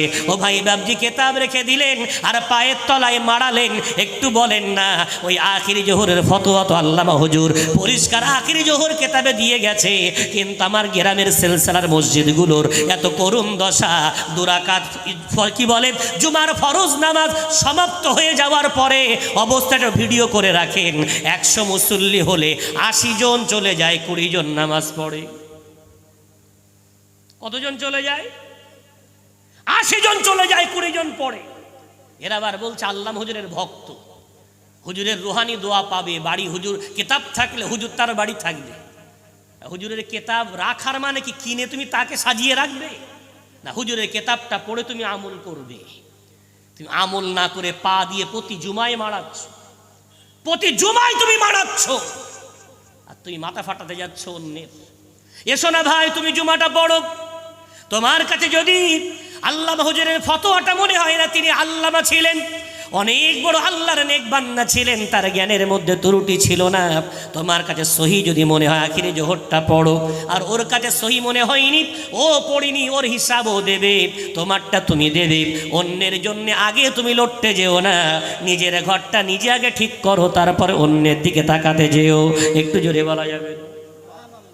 আলোচনা গোটাতে চাচ্ছি, সেই পূর্বের কথা আবার ফিরে আসি। নিজের পারগতা যেটা, সেটা আগে করি, তারপরে অন্যের দিকে তাকাই। তারাবির নামাজ প্রথম আর 27 পড়ো, বাদ দাও না। বারবার শুনেছেন হাদিসটা যে রমজান আসলে জান্নাতের দরজা খুলে দেওয়া হয় আর জাহান্নামের দরজা বন্ধ হয়, শুনেছেন না? শুনে সব জিন্দাবাদ সুবহানাল্লাহ। মসজিদে বললেই যেই বলা হয় ফুতিহাত লাহু আবওয়াবুল জিনান অগুল্লিকাত আবওয়াবুন নিরান অসুফফিতাতিশ শায়াতিনুল লিআন, জাহান্নামের দরজাগুলো বন্ধ করে দেওয়া হয়, শয়তানকে রশি দিয়ে বেঁধে ফেলা হয়, আর জান্নাতের দরজা খুলে দেওয়া হয়। শুনেই বলছে সুবহানাল্লাহ। এই সুবহানাল্লাহটার বাস্তবায়ন হবে না? ও ভাই, কি এর বাস্তবায়ন হলো?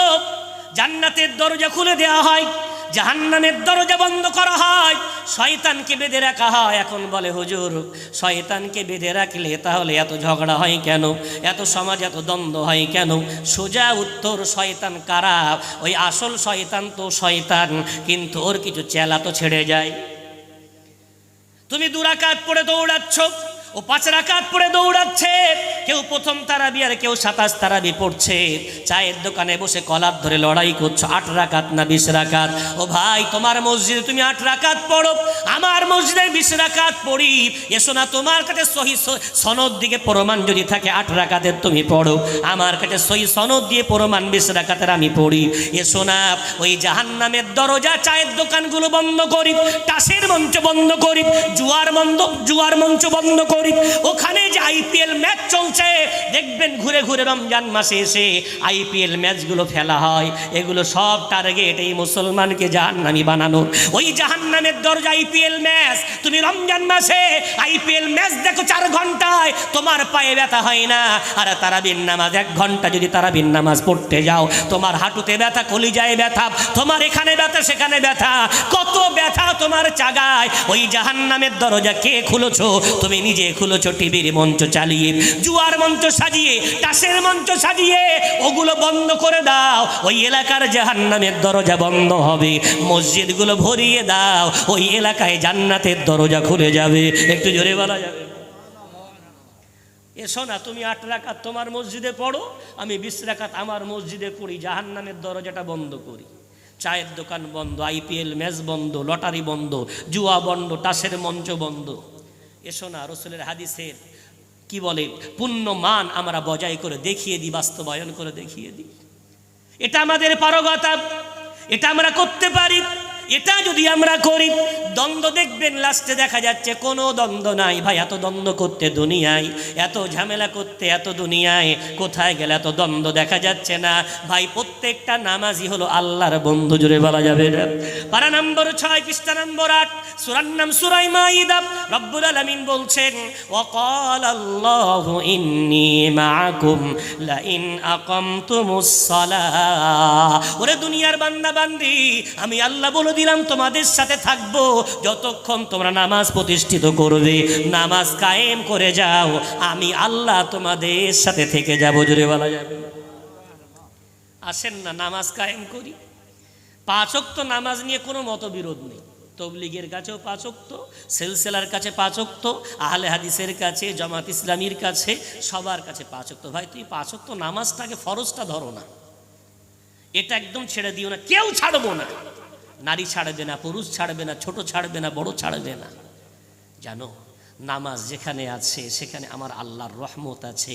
ইন্নাস সালাতা তানহা আনিল ফাহশাই ওয়াল মুনকার। এই নামাজ এমন একটা ইবাদত, নামাজ যদি সমাজে আম হয়ে যায়, সমস্ত খুরাফাত এই নামাজের বদৌলতে বন্ধ হয়ে যাবে। জোরে বলা যাবে? একটু বলেন বুকে হাত দিয়ে। আমি তো বারবার এগুলো দেখি, যে মানুষটা নামাজ পড়তো না, কিছুদিন আগে ওরা দাঁড়িয়ে পেশাব করতে কিছু মনে হতো না। ওই মানুষটা যে নামাজ পড়তো না, কিছুদিন আগে বিড়ি টানতে কোনো দ্বিধা মনে হতো না। কিন্তু আল্লাহর কি রহম, কোনো আল্লাহর নেক বান্দার হাতে হাত দিয়ে বায়াত হোক, অথবা তওবা তিল্লা করে ফিরে আসুক, ফিরে এসে সে মাথায় টুপি দিচ্ছে, নামাজ পড়ছে, দেখবেন এবার বিড়ি খেতে গেলে দিয়েও তাকাচ্ছে। তার মানে ভয় লাগছে, নামাজ পড়ি কি করে বিড়ি খাই। এই যে রাসূল বলছেন, আল হায়াউ শু'বাতুম মিনাল ঈমান, লজ্জাটা হলো ঈমানের অংশ। জোরে বলা যাবে? লজ্জাটা এতদিন লাগতো না, এখন লাগছে কেন? এতদিন দাঁড়িয়ে পেশাব করতো, আর দাঁড়িয়ে পেশাব করতে পারছে না, তাহলে এতদিন ঈমান ছিল না, এবার ঈমান আসছে।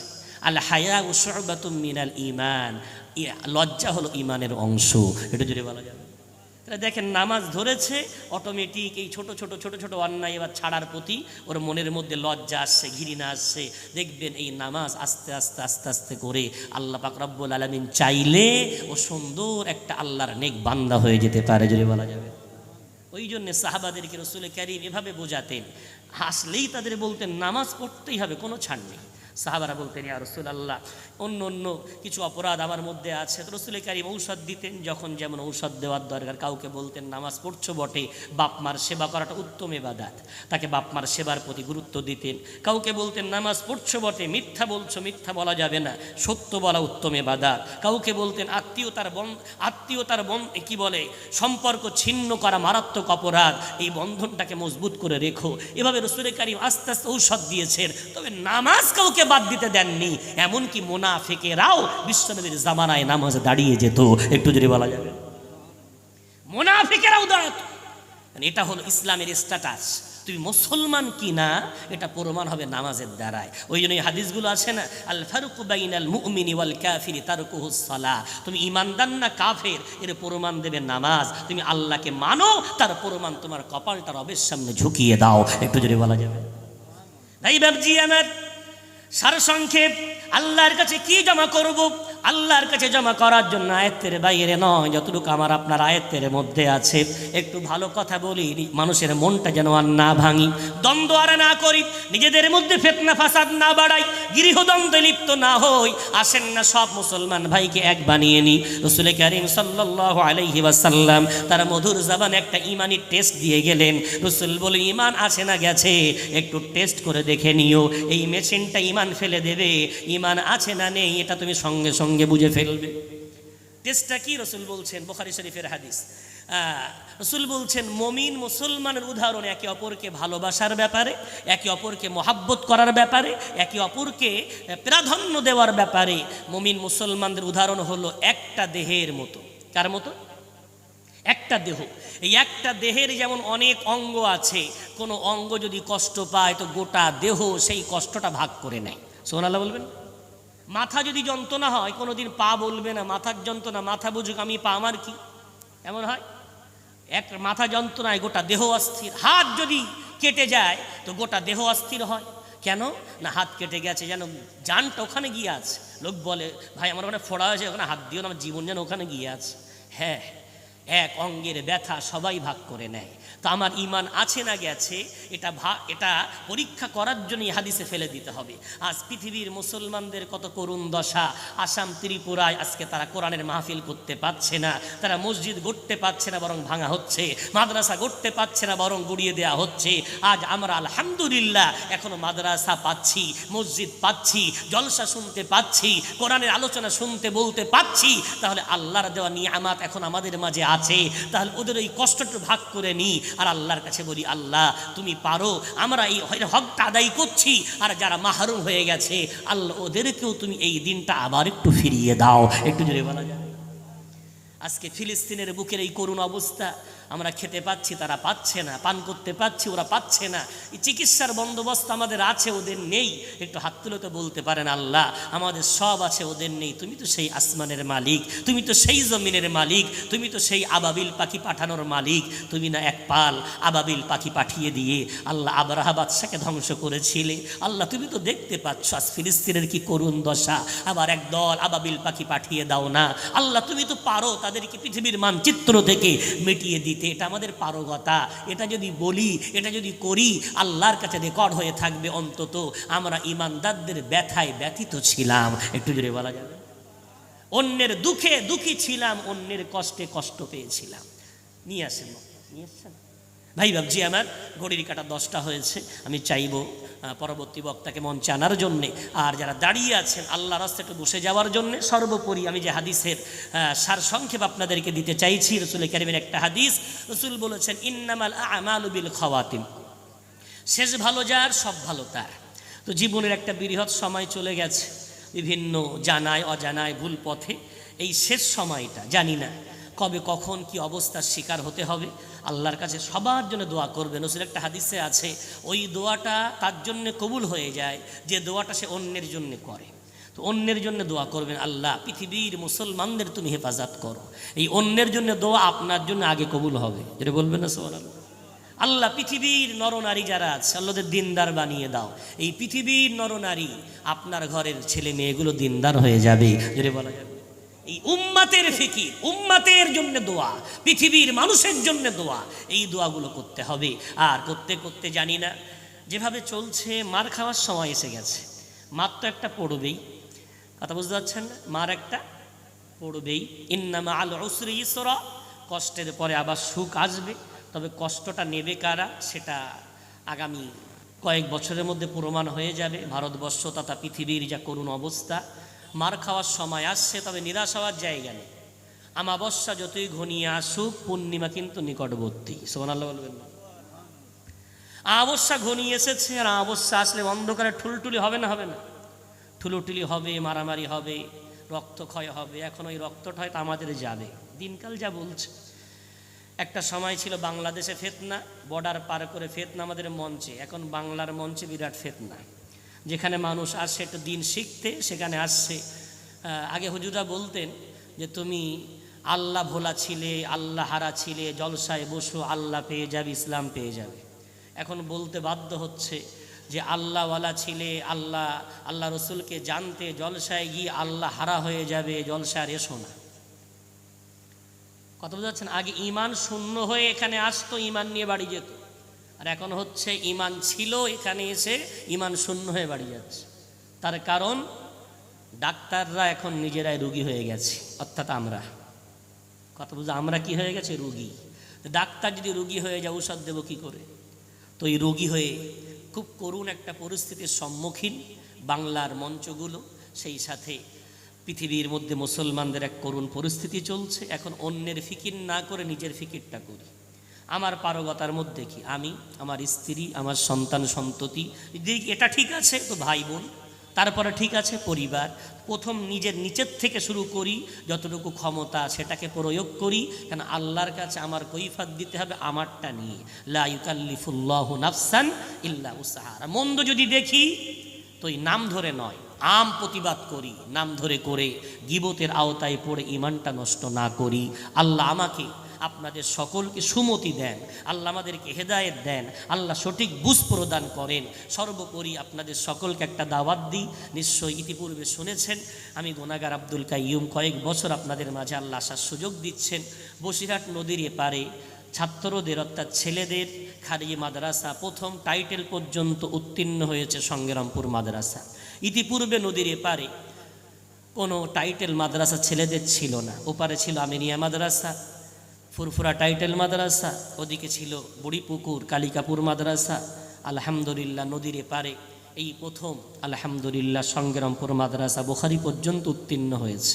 আপনাদের দোয়া, আপনাদের সহযোগিতা, বিশেষ করে পানিকুর হাবেজ সাহেব হুজুর রহমাতুল্লাহ আলাইহি রুহানি দোয়া, উনি দোয়া করে বলেছিলেন আমি ছোট্ট একটা মক্তবের ভিত দিচ্ছি, কিন্তু একদিনটা ফুলে ফলে সুসজ্জিত হয়ে যাবে। হুজুর রুহানি দোয়ার বরকত আজকে আমরা পেয়েছি আলহামদুলিল্লাহ। এবছর বুখারী শরীফ খোলা হয়েছে। সেই মাদ্রাসার উন্নতিকল্পে আগামী 6, 7, 8ই ফাল্গুন মাদ্রাসার জলসা। 6, 7, 8ই ফাল্গুন, বিশেষ করে 7 এবং 8ই ফাল্গুন আপনাদেরকে দাওয়াত দিচ্ছি একটু আসার জন্যে। বন্ধু নওজোয়ান বন্ধুদেরকে, বাবুদেরকে একটু ছোট্ট করে দোয়া। বক্তা আমার বন্ধুবর এসে গেছেন, আলোচনা রাখবেন ইনশাল্লাহ। আমাকে ওঠার সময় বলা হয়েছিল অনেক মানুষ একটু দোয়ার জন্য অনুরোধ করে থাকেন। একটু দরুদ শরীফ পড়ি। আল্লাহুম্মা সাল্লি আলা সাইয়্যিদিনা মাওলানা মুহাম্মদ ওয়া আলা আলি সাইয়্যিদিনা মাওলানা মুহাম্মদ।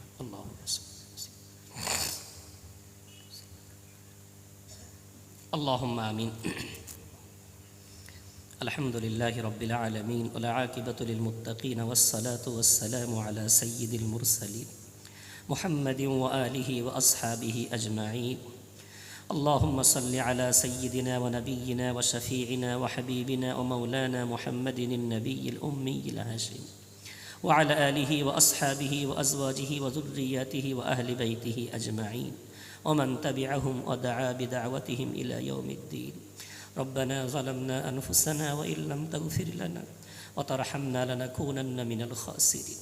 إله العالمين, সবচেয়ে বড় পাপীটা অনেকগুলো নেককার বান্দাদেরকে নিয়ে এই মুহূর্তে হাতটা পেতে দিয়েছি। আল্লাহ, কত দাড়ি পাকা তোমার বান্দা, কত হাজি সাহেব, কত দিনদার নামাজি, কত মুত্তাকি, কত আলেম ওলামা, কত হাফেজে কোরআন, কত নিষ্পাপ শিশু সন্তান। আল্লাহ, কত তোমার নেককার বান্দি পদ্মার আড়াল থেকে হাতগুলো পেতে দিয়েছে। আল্লাহ, আজকের মাহফিলকে তুমি কবুল করে নাও। আল্লাহ দীর্ঘদিন এসে বারবার আমি কমিটিকে বোঝানোর চেষ্টা করেছি, ভাইয়েরা ফিতনার সঙ্গে যুক্ত হয়ে জলসা দিও না, ফিতনা মুক্ত জলসা দাও। আল্লাহ দেরি হলেও আল্লাহ তার এবছর প্রমাণ করেছে, গোটা জলসা ফিতনা মুক্ত একটা মাহফিল সাজিয়েছে। আল্লাহ অনেক কষ্ট তাদের হয়েছে, অনেক কটু কথা তাদের শুনতে হয়েছে। আল্লাহ এরা অন্য কোনো দিকে তাকিয়ে এটা করিনি, তোমার ভালোবাসাই করেছে, রসুলের ভালোবাসাই করেছে। রসুল কারীম হাদিসে বলেছেন, মান আহইয়া সুন্নতি ইনদা ফাসাদি উম্মতি ফালাহু আজরু মিআতি শাহীদিন। ফিতনার জামানায় আমার কোনো সুন্নাত যদি আমার কোনো উম্মাত জীবিত করতে পারে, তার আমল নামায় 100 শহীদের নেকি লিখে দেওয়া হয়। আল্লাহ রসুলের হাদিস তো অতি সত্য। আমি আজ তরুণীপুর আমার যুবক ভাইদের জন্য দোয়া করছি, গ্রামবাসীর জন্য দোয়া করছি।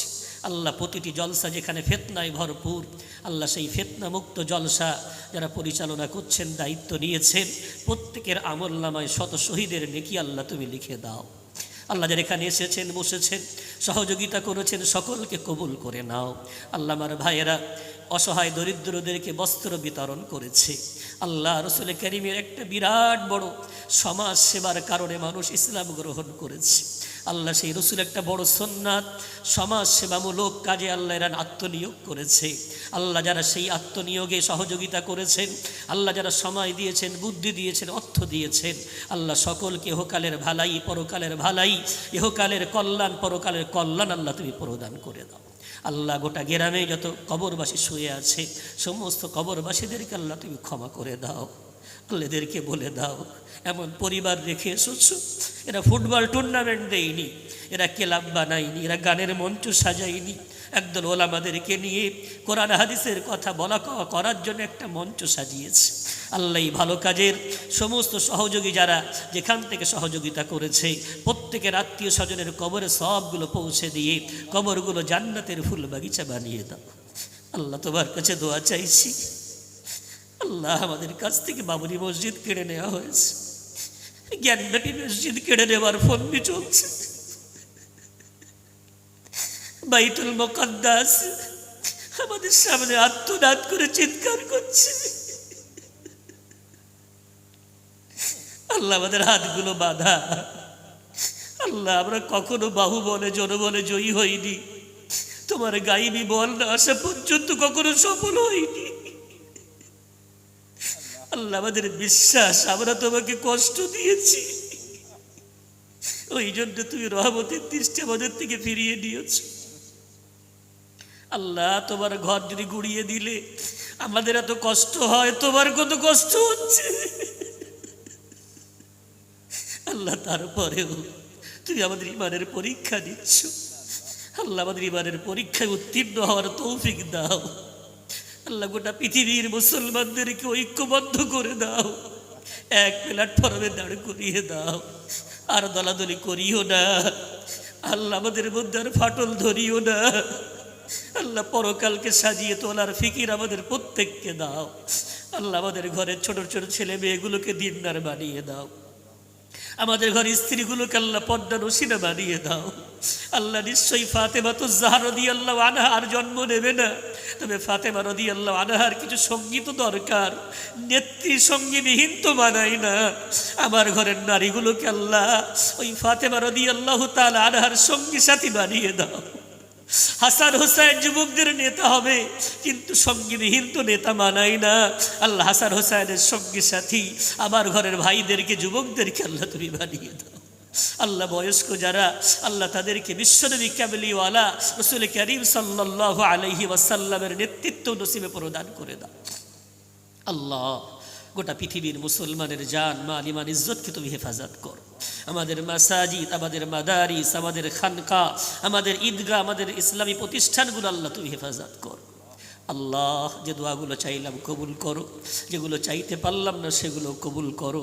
খাস করে দোয়া চাই যে যুবক ভাইগুলো আল্লাহ হকের জন্য এগিয়ে এসেছে, বাতিলকে আল্লাহ পায়ের তলে মারিয়ে দিয়েছে, এমন হকের জন্য বারবার তাদেরকে সিনাগুলো আগ বাড়িয়ে এগিয়ে আসার মতো ইমানি হিম্মত তাদেরকে প্রদান করে।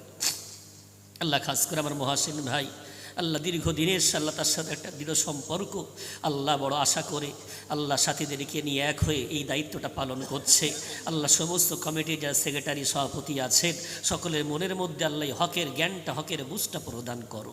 কেউ যেন আল্লাহর থেকে ছত্রভঙ্গ হয়ে হারিয়ে না যায়, ছাইছুট না হয়ে যায়। ঐক্যতার সাথে আল্লাহ এলাকায় একটা সাড়া ফেলা ইমানি সংগ্রাম আল্লাহ এখান থেকে তুমি শুরু করিয়ে দাও। আল্লাহ আমাদের দোয়াগুলো যেগুলো চাইলাম কবুল করো, যেগুলো চাইতে পারলাম না, অনেক অসুস্থ আছেন আল্লাহ তাদেরকে শেফা দাও, অনেকে মুসিবতে পড়ে আছে মুসিবত থেকে মুক্তি দাও, অনেকে ঋণগ্রস্ত হয়ে আছে ঋণগুলো পরিশোধ করার তৌফিক দাও। খাস করে আল্লাহ আমার ঘরের একদল ছোট ছোট ভাই বোন আল্লাহ মাদ্রাসা বোর্ড থেকে, স্কুল বোর্ড থেকে মাধ্যমিক উচ্চ মাধ্যমিক পরীক্ষা দিচ্ছে আল্লাহ প্রত্যেকটা আমার ভাই বোনকে উচ্চ নম্বরের সঙ্গে উত্তীর্ণ হওয়ার তৌফিক প্রদান করে। আল্লাহ কারোর মাথা যেন নিচু করে দিও না, কোনো সন্তানের মান যেন ইজ্জতহানি করো না, কোনো বাপ মায়ের মান যেন নষ্ট করে দিও না। আল্লাহ প্রত্যেকটা ঘরের সন্তানকে আল্লাহ পাশ করার তৌফিক প্রদান করে দিও। আল্লাহ আমাদের দোয়াগুলো বিশ্বনবীর ওসিলা করে, তোমার রহমান এবং রহিম নামের ওসিলা করে, তোমার কোরআনের বরকতে, তোমার আসমায়ে হুসনার বরকতে আল্লাহ আমাদের দোয়াগুলো কবুল মঞ্জুর করে নাও। রব্বানা তাকাব্বাল মিন্না ইন্নাকা আনতাস সামিউল আলিম ওয়া তুব আলাইনা ইন্নাকা আনতাত তাওয়াবুর রহিম। ওয়া সাল্লাল্লাহু তাআলা আলা খাইরি খালকিহি সাইয়্যিদিনা মুহাম্মাদিন ওয়া আলিহি ওয়া আসহাবিহি আজমাইন। ওয়াজআল আখিরা কালামিনা ইনদাল মাউতি লা ইলাহা ইল্লাল্লাহু মুহাম্মাদুর রাসূলুল্লাহ সাল্লাল্লাহু আলাইহি ওয়াসাল্লাম। আসসালামু আলাইকুম ওয়া রাহমাতুল্লাহি ওয়া বারাকাতুহু।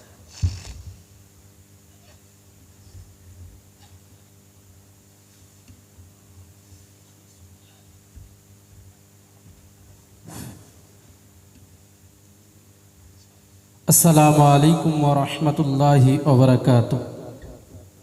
ভাই, আমরা